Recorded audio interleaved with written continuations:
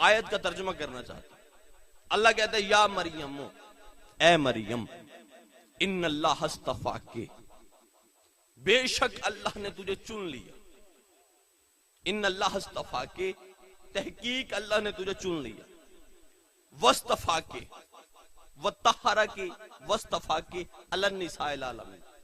ए मरियम, अल्लाह ने तुझे चुन लिया, वतहरा के, और फिर तुझे पाक किया, वस्तफा के, फिर चुना, अलन्निसाइल आलमीन, कायनात आदम व आलम की औरतों में से।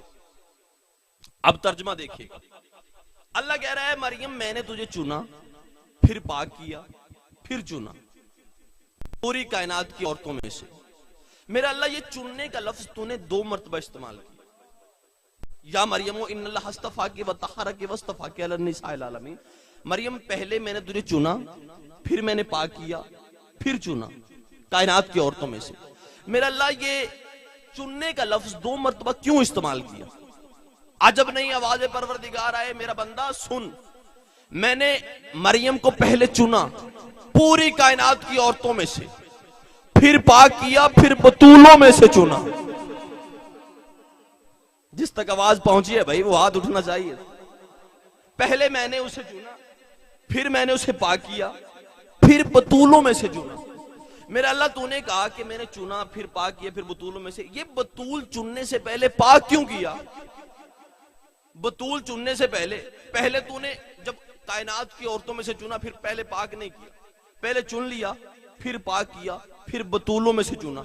ये बतूल चुनने से पहले तूने पाक क्यों किया?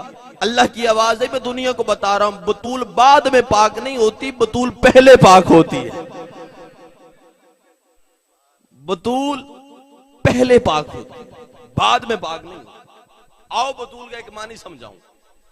बतूल कहते किसे?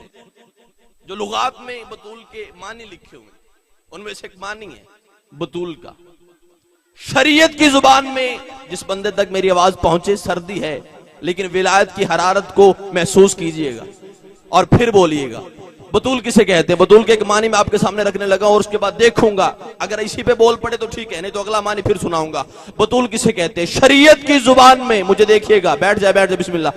शरीयत की जुबान में जिस बीबी को, शरीयत की जुबान में जिस बीबी को नमाज पढ़ने के लिए वुजू की जरूरत ना हो, आपकी जिंदगी हो।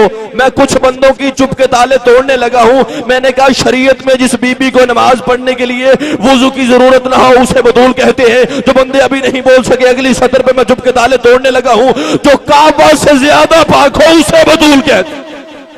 जो काबा से ज्यादा पाक हो उसे बतूल कहते हैं। बंदे अभी भी कुछ परेशान है, आप मुझसे दलील मांग रहे हैं, आप कह रहे हैं अल्ताफ हुसैन हमें बोल के बता, काबा तो वो है, बंदे इसके साथ मस होके पाक हो जाते हैं। लेकिन तूने कहा है जो बतूल वो है तो काबा से भी ज्यादा पाक हो। तेरे पास दलील कौन सी है? आओ कुरान से पूछते हैं काबा कितना पाक है, फिर उसी कुरान से पूछते हैं बतूल कितनी पाक है। जब हमने अल्लाह के कुरान से पूछा, अल्लाह का कुरान हमें बता काबा कितना पाक है। अल्लाह की आवाज है, या इब्राहिम बैती, या इब्राहिम तहरा बैती, इब्राहिम तू मेरे घर को पाक रख, इब्राहिम तू मेरे घर को पाक रख।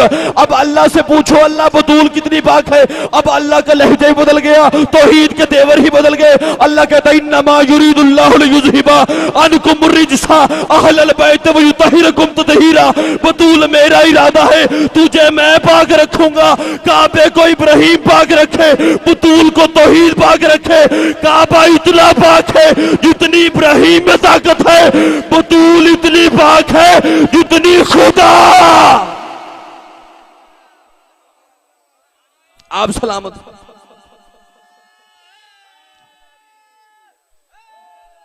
या अली। भाई ये माइक ठीक करें, माइक ठीक करें। जब मतलब आवाज ऊपर जाती तो ये माइक साथ छोड़ देते। दुरूद बुलंद आवाज से बीबी की जात पे पड़े।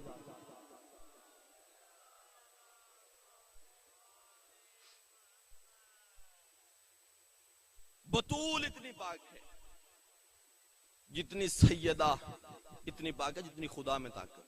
काबा इतना पाक है जितनी इब्राहिम में ताकत। यह है बतूल। अगला मानी सुनाऊं बतूल का। बतूल किसे कहते हैं? मेरा दिल है अगर आप साथ देंगे तो मैं सैयदा पे पढ़ूं। किसे कहते हैं बतूल? ये मिंबर अदब का मिंबर है। तहारत का मिंबर है, यहां से कोई भी बेहुदा बात नहीं हो सकती। मैं एक तहारतों के पैकर में ढाल के एक लफ्ज आप तक पहुंचाना चाहता हूं, जो बुजुर्ग तशरीफ फरमाए, जो बंदा समझेगा मैं यहां से उसे दाद दूंगा।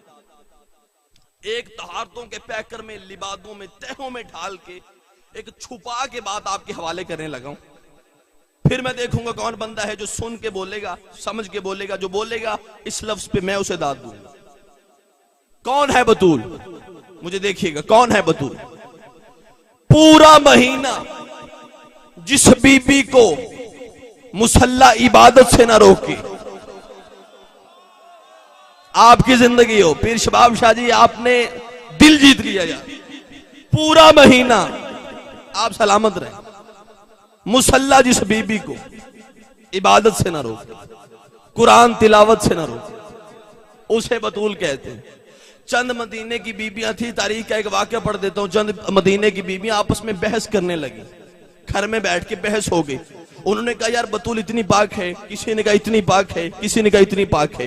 वो बहस चलती चलती उस दरवाजे पे आई जो दरवाजा मस्जिद नबवी के अंदर खुलता था। वो दरवाजे पे आके उन्होंने बहस करना शुरू की। दरवाजे पे दक्कलबाब हुई, अंदर से नबी की एक जौजा बाहर आई। तारीख ने नाम उसका बीबी आयशा रखा है। बीबी आयशा से उन्होंने पूछा, हमें बता तू भी इस घर में रही है, बतूल भी इसी घर में रही है, हमें बता बतूल कितनी पाक है, हमें बता बतूल कितनी ताहिर है। इतना कहना था उसे, उन्होंने कहा माकुलु फी हक्किहा वलदतल हसन बाद सलात ज़ोहर व सलातुल असर। मैं तुम्हें क्या बताऊं बतूल कितनी पाक है, जो जोहर की नमाज पढ़ के हसन देती है, असर के लिए फिर मुसल्ले पे आ, जो जोहर की नमाज पढ़ के हसन जैसा इमाम देता, सल्ले अला मोहम्मद इमाम, जो जोहर की नमाज पढ़ के हसन जैसा इमाम देता। और मेरे शिया कौम के किसी बच्चे को भी इस बात से बेखबरी नहीं कि मौला हसन किस तारीख को आए। 15 रमजान। इसका मतलब है ना रोजा टूटा, ना मुसल्ला छूटा। और इस बीबी की तहारत के बारे में हम क्या पढ़ें और आप क्या सुने, जिसको पढ़ने के लिए कम अज कम लहजा तौहीद का हो, लफ्ज कुरान के पढ़ने वाले खुद मुस्तफा। अल्लाह कुरान में बार बार इस बीबी की इज्जत की सनद नाज़िल कर रहा है। और एक जो मेरे बच्चों को भी याद आई, इन्ना आतैना कल कौसर, ऐ मेरा मोहम्मद हम तुम्हें कौसर अता करेंगे, फसल्लि लिरब्बिका वन्हर। ऐ मेरा मोहम्मद जब तुझे कौसर अता कर दे, सैयदा अता कर दे, फिर अपने रब की नमाज पढ़ना। मेरा अल्लाह ये लफ्ज जो है, ये मेरी बात समझ नहीं आई। अभी आप में से कोई बंदा उठ के कहे अल्ताफ हुसैन आप मजलिस अच्छी पढ़ते हैं लेकिन नमाज भी पढ़ा कर, तो मैं उन्हें कहूं सरकार अल्हम्दुलिल्लाह मैं नमाज पढ़ता हूं। ये अल्लाह मुस्तफा से कह रहा है, ऐ मेरा मोहम्मद जब मैं तुझे फातिमा अता कर दूं तो फिर नमाज पढ़ना। ये नमाज फजर का जिक्र नहीं है, तफसीर उठा के देखिए, नमाज जोहर का जिक्र नहीं यहां पे हुआ कि मेरा मोहम्मद जब फातिमा दे दूं तो फिर नमाज जोहर पढ़ना। नमाजें पहले भी मुस्तफा पढ़ते थे, फिर ये कौन सी नमाज वाजिब हो रही है? और इतनी नमाजें पढ़ते थे, अल्लाह कहता मेरा मोहम्मद थोड़ी पढ़ा कर। बिस्मिल्लाह, तुम्हारे पांव में वरम पड़ जाते हैं, मैं अल्लाह बर्दाश्त नहीं करता तेरे पांव में सोजिश आ जाए मेरी इबादत की वजह से, थोड़ी पढ़ा कर। इसका मतलब है अता कोई इतनी बड़ी हो रही है कि मुस्तफा पर नमाज वाजिब हो रही है। अच्छा, हर नमाज का जिक्र तारीख में लिखा हुआ है, नबी ने ये नमाज पढ़ी, ऐसे पढ़ी, इस तरह पढ़ी, इतने बंदे पीछे। लेकिन ये जो नमाज वाजिब हुई है, तारीख का कोई वर्क आपने पढ़ा हो या किसी जाकर से सुना हो कि नबी ने वो जो नमाज वाजिब हुई थी सैयदा के अता होने पे, वो भी अदा किया। वो कब अदा की, किस वक्त अदा की? तारीख में एक ही वाक्य मिलता है जब वो नमाज अदा की। वो वाक्य मैं आपको सुनाना चाहता हूं। अल्लाह ने कहा इन्ना आतैना कल कौसर फसल्लि लिरब्बिका वन्हर। मैं मोहम्मद जब मैं तुझे फातिमा अता कर दूं फिर नमाज पढ़ना। क्या नबी ने नमाज पढ़ी? आओ मैं सुनाऊं नमाज किस तरह पढ़ी। पढ़ी है, ना उससे पहले पढ़ी ना उसके बाद पढ़ी। नमाज वाजिब हुई, सरकार ने अदा की।